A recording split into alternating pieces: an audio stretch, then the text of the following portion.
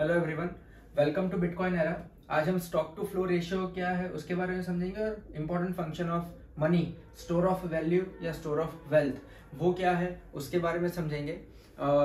उसको समझने के लिए एक एग्जांपल, जो प्रिमिटिव मनीज, जो पहले के ज़माने में जो मनीज, डिफरेंट काइंड ऑफ मनीज जो यूज़ होते थे, जैसे हमने एक वीडियो में डिस्कस किया था कि after using different kind of money, gold and silver where finally gold and silver को as a form of money use करना start किया and it moved on for decades. So आज हम एक येप स्टोन के बारे में एक एग्जांपल लेंगे जिससे आपको समझ में आएगा कि स्टॉक टू फ्लो रेशियो क्यों इम्पोर्टेंट है और उसके वजह से स्टोर ऑफ वैल्यू या स्टोर ऑफ वेल्थ पे क्या इम्पैक्ट गिरता है, उसके बारे में हम आज डिस्कस करेंगे। तो येप आइलैंड एक जगह है जहाँ पर stones as a form of money use किए जाते थे। वो वहाँ पर एग्जैक्टली वहाँ पर नहीं होते थे, बट आजू बाजू के सराउंडिंग्स में दूसरे आइलैंड में या दूसरी जगह पर वहाँ से वो लेकर आते थे। सो येप आइलैंड पर उनका खुद का नहीं था वो stones, but they used as the money because एक तो उसका जो लुक था वो लोगों को अच्छा लगता था, plus it was difficult for them to quarry and transport it back to their island. ठीक है, सो अभी क्या हुआ कि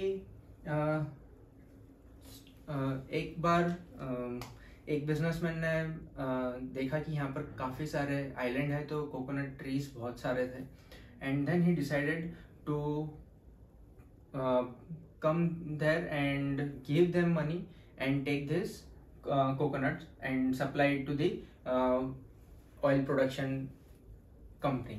ठीक है, तो उन्होंने क्या किया कि अभी वहाँ पर येप आइलैंड का मेन था कि वो येप स्टोन्स ही, सिर्फ और सिर्फ येप स्टोन्स को ही मनी मानते थे, और अगर कोई दूसरे फॉर्म ऑफ मनी दे रहा है तो वो नहीं लेते थे। सो उसको ये पता चला कि भाई दूसरा फॉर्म ऑफ मनी नहीं चलेगा, सिर्फ येप स्टोन्स ही चलेगा। तो उसको समझ में आया कि ये आजू बाजू के सराउंडिंग्स में यहाँ पर से येप स्टोन्स हमें मिलेंगे और वो मुझे देना है and I will get my coconuts.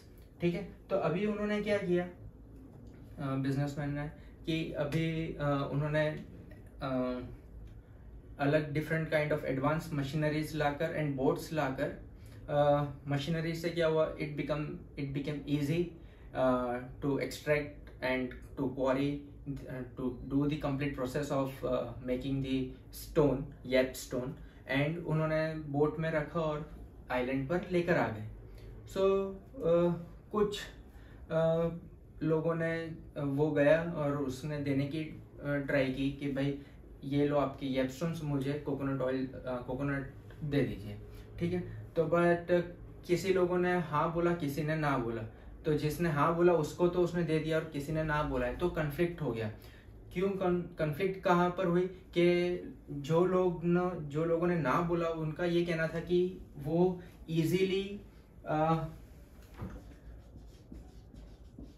Easily वो अवेल कर पा रहा है येप स्टोन्स, सो उसकी वैल्यू इतनी नहीं है। एंड येप स्टोन्स का उनका मेन ये भी था कि येप आइलैंड के जो लोग हैं वो खुद जाकर क्वारी करके ट्रांसपोर्ट यहाँ पर लाकर खुद की मेहनत से, यानी जो खून पसीने की मेहनत जो बोलते थे, वो कर वो यहाँ पर लाते थे एंड दे पुट इट के this is under my ownership. So उस हिसाब से वो होता था। तो कुछ लोगों ने बोला, कुछ लोगों ने हाँ बोला कि ठीक है हम आपको इसके एक्सचेंज में दे देंगे, कुछ लोगों ने ना बोला। तो अब क्या हुआ कि कन्फ्लिक्ट हो गया कि भाई नहीं, कोई बोल रहा है इसकी वैल्यू नहीं है, कोई बोल रहा है हाँ इसकी वैल्यू है। तो ये तकलीफ हो गई कि ना बोलने का रीज़न क्या है कि वो इजीली इसको जो येप स्टोन्स है उसका जो सप्लाई है वो इजीली बढ़ जा रहा है। अब जैसे जैसे वो कोकोनट्स लेकर जा रहा है तो उसके बाद प्रॉफिट मार्जिन बहुत बढ़ रहा है, क्योंकि उसको जो कॉस्टिंग है येप स्टोन्स को क्वारी करने की और ये वो मिनिमल है, एंड वहाँ पर से उसको जो वैल्यू मिल रही है एक्सचेंज में वो बहुत ज़्यादा मिल रही है। सो उसका प्रॉफिट मार्जिन ज़्यादा है, एंड और वो और एडवांस मशीनरीज ले रहा है और वहाँ से और एक्सट्रैक्ट कर रहा है और सप्लाई बढ़ा रहा है। सो इस वजह से क्या हुआ कि कन्फ्लिक्ट होना बहुत ज़्यादा बढ़ गया। अब जो कोकोनट दे रहा है येप स्टोन्स, अभी वो येप स्टोन्स भी है, वो किसी और को उसको जो चीज़ चाहिए वो लेने के लिए वो देगा। तो जिन्होंने ना बोला है वो क्या करेगा कि भाई नहीं, मैं इसके साथ ट्रेड नहीं करूंगा इसके लिए, क्योंकि इसने इजीली ये अवेल कर लिया है और ये अब मुझे दे रहा है, तो इसकी वैल्यू नहीं है। सो क्या हुआ, Yap stones as a money failed. ठीक है, Yap stones as a money failed.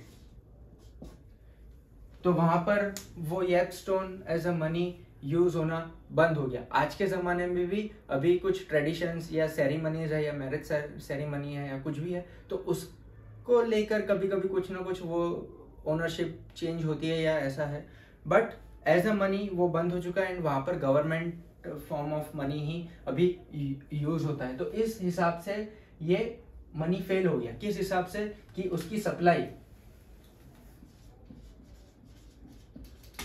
बहुत ज्यादा इंक्रीज हो गई, supply increased drastically to its original, उसके पास जो करंट स्टॉक है उसके कंपेयर में उसकी सप्लाई मंथ ऑन मंथ या ईयर ऑन ईयर बहुत बढ़ने लग गई।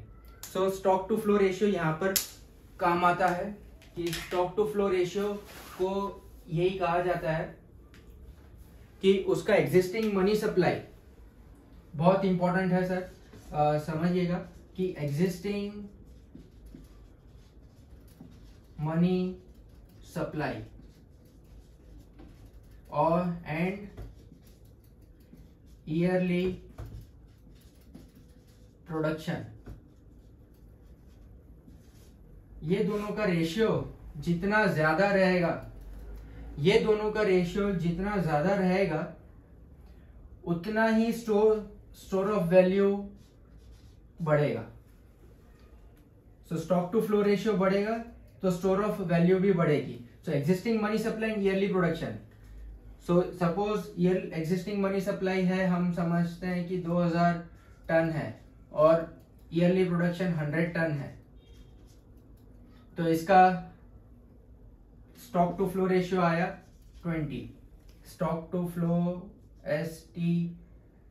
SF रेशियो हम गिनेंगे इसका 20। अब सपोज ये ईयरली प्रोडक्शन 100 टन से 200 टन हो गया, तो ये हो जाएगा घट के 10। तो स्टोर ऑफ वैल्यू क्या होगा, डाउन होते जाएगी।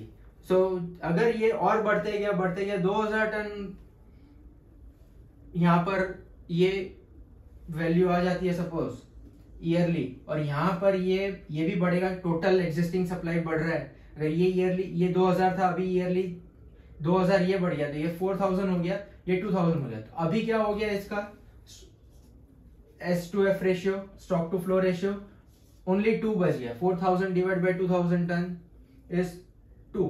तो ये जैसे जैसे डाउन होते जाएगा वैसे वैसे स्टोर ऑफ वैल्यू कम होती जाएगी। तो इस हिसाब से येप स्टोन मनी फेल्ड हो गया। Exactly stock to flow ratio है वो नहीं गिना उन्होंने, लेकिन उनको पता चल गया कि ये बहुत ज्यादा, सप्लाई बहुत ज्यादा है, और तो क्या होगा कि डिमांड वैल्यू उसकी कम होते जाएगी। तो इस हिसाब से ये येप स्टोन का money as a form of money fail हो गया। ये समझना बहुत इंपॉर्टेंट है, क्योंकि इसको मैं नेक्स्ट वीडियो में current form of money, current fiat money जो हम अभी यूज कर रहे हैं ऑल ओवर द वर्ल्ड, उसको कैसे देखना है, एंड बिटकॉइन के रेशियो में हमें कैसे देखना है, एंड गोल्ड का क्या है stock to flow ratio, and bitcoin का क्या स्टॉक टू फ्लो रेशियो है, वो हम आगे नेक्स्ट वीडियो में मैं कवर करूंगा। एंड वाई बिटकॉइन का स्टॉक टू फ्लो रेशियो सबसे ज्यादा है, सो स्टोर ऑफ वैल्यू भी उसकी सबसे ज्यादा है। So if we hold there are very high chances कि हमारी जो परचेसिंग पावर होगी बहुत ज्यादा होगी after in the coming decade. हम 10 साल की, मिनिमम 10 ईयर्स की बात कर रहा हूं मैं। सो ये कैसे bitcoin, gold and stock to flow ratio and fiat money का क्या है उसके बारे में हम आगे बात करेंगे। जैसे कि आपने सुना होगा कि जिम्बाब्वे और वेनेजुएला की जो करेंसी है वो वैल्यूलेस है, वो सिर्फ पेपर है, लोग उससे खेलते हैं, फाड़ते फेंकते, रास्ते पे फेंक दिए। पर उसका क्या रीजन है? Inflation, hyper inflation. सो वो at the end of the day stock to flow ratio होता है कि जहां पर अगर ज्यादा मनी प्रिंट हो गया तो उसकी वैल्यू डाउन होते जानी है और होते जानी है, और एक टाइम आता है फिर पीपल अबैंडन दैट कि अब मुझे ये यूज नहीं करना है, इसका कोई मतलब ही नहीं है। ठीक है, सो ये सारी चीजें हम नेक्स्ट वीडियो में डिटेल में बात करेंगे एंड बिटकॉइन के साथ कंपेयर करेंगे, so that current form of money gold का and the coming future as a money bitcoin के बारे में हम कंपेयर करेंगे, so that we can easily compare and come to a conclusion why Bitcoin is the superior form of money. Okay, thank you.